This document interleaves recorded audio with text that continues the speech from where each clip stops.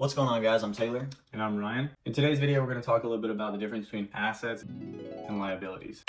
This is a super important topic. Yep. If you can get this nailed down, this is going to be a huge portion, a great foundation for your financial education.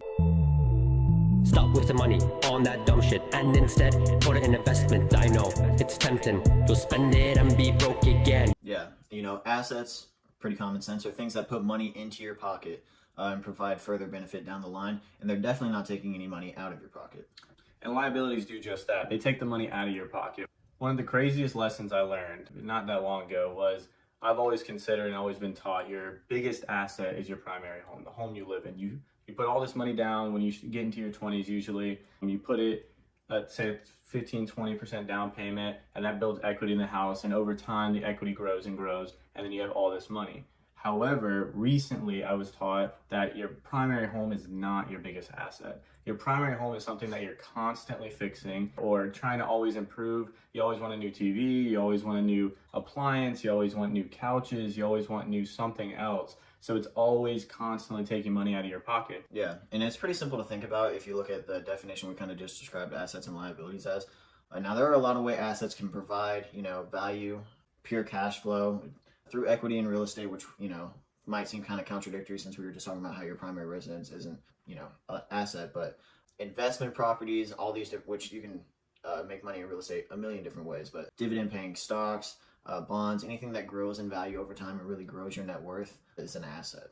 Yeah, and just like you said, it might sound kind of contradictory or confusing, but if you, like I said, do the typical route and you wait till your home grows equity or has some more equity, then you sell the home, get a bigger home, then you're not doing yourself a service. But if you buy an equal value home, or you even downsize a little bit, or move into a cheaper area, and so you have more money that you can now use that equity to buy, then you could be considering your home as an investment or a slight investment or less of a liability.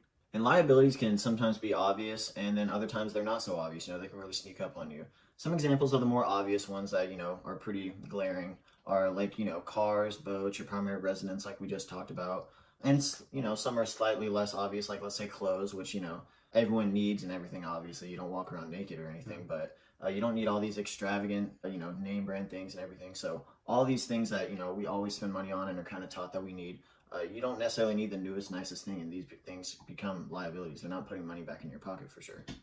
Yeah, and another one that constantly sneaks up is if you put money on a credit card, typically you get charged a protection fee of sorts for letting your account balance roll over to the next month. That is a liability. That's something that you don't really think, oh, it's just a small $10 or it's just a small whatever amount it is, small $50. But that adds up, especially if you constantly leave money on your account. Usually it's a percentage, not a set fee. So if you have $50,000 that's constantly sitting on your credit card, then that percentage is going to be $50 a month. And then over time, you just keep growing it and growing it. And you're just paying this wasted fee. If you paid off your credit card, you wouldn't have to deal with that anymore. Or you constantly pull too much out of your account and you overdraft, bank overdraft fees. That's another one that you're like, it's just a little fee that you don't think about. But it's a liability, especially if you constantly do it. And that's something you're paying monthly or weekly or however often you do it for no reason. Yeah, credit cards can be a great tool, but if you're not careful about things, anything, with banking and finance, if you're not vigilant about it, it can easily become a liability. So any of these fees that you're going to deal with, from not constantly managing your accounts and finances and everything is a super slippery slope. Credit card debt is a major issue, everywhere. So it's just something that you have to keep an eye on. So we talked a lot about liabilities and how liabilities are bad and how liabilities take money out of your pocket. However, there are things you can do to liabilities or for liabilities to make them an asset sometimes or have less weight as a liability and take less money out of your pocket.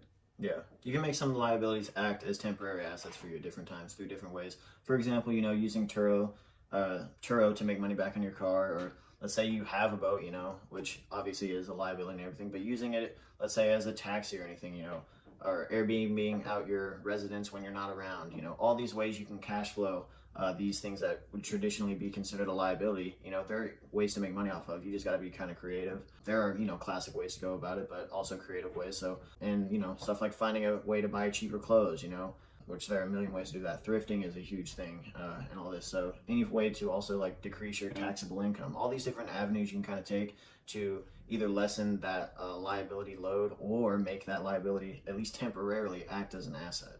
And a good little exercise that everyone can do is go and look at your bank account from the last month and look at what you spent money on, and that thing you spent money on, did it bring you money back?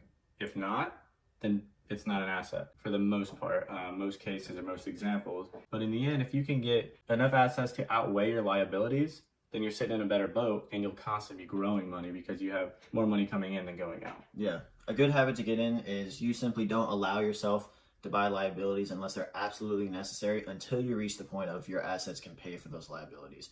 You know, that's a lesson that's, you know, taught by a lot of big people. A lot of successful people do this. You know, they're not going around buying, you know, the most expensive cars and everything. The truly successful people, you know, you hear all these people like the Bill Gates, the Robert Kiyosaki, the Warren Buffett, you know, they're not driving around in Lambos all the time. They're, you know, building their stock portfolio and everything and get to a point where they can afford these things through their passive income and everything. And remember, guys, passive income is kind of the end goal here, you know, being able to reach that financial freedom point. So getting to a point where your assets pay for your liabilities is a safe place to be. You know, you can't really go broke that way. If your assets are paying for liabilities, you're not paying for them. So, you know, you're in a safe space right there.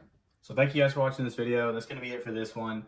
Please stay tuned. Please watch our other videos. Please leave a comment of different assets you've come across. Or if you do the bank account exercise and you find a couple, let us know how it goes. Let us know if you were able to cut some down, or you were able to increase your assets, or you already subconsciously have been buying more assets and liabilities. That'd be great information and really cool to talk to you guys about. So thank you guys for watching this channel. Don't forget to like and subscribe. We'll see you guys on the next one. Yeah, thanks, guys. Stop wasting money on that dumb shit and instead put it in investment. I know it's tempting, you'll spend it and be broke again.